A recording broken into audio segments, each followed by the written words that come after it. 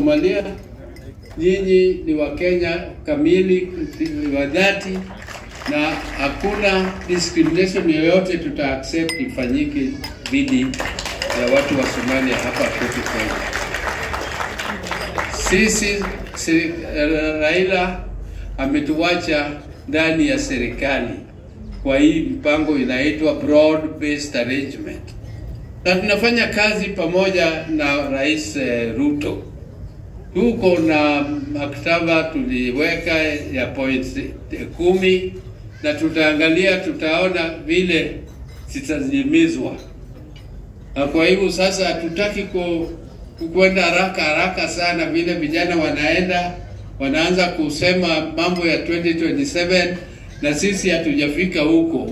You don't cross a bridge before you reach the bridge. Hiyo itakuwa ni automatic mkiwa mnafanya kazi pamoja. Sio ni automatic. Hiyo sio mambo ya kusema kila wakati. Saa hizi ni kufanya kazi kudeliver services to the people of Kenya. Hiyo ndio jukumu yetu na ni lazima tuzitimize kwa bidii zote. Na kwa hivyo mimi leo sio kwa siasa. Mimi nasikia kutekwako ngoma na sala. Mimi nimekuja hapa nilitoa kila kitu kwa tumbo, nimekuja kukula pia. Asante sana na Mungu awabariki.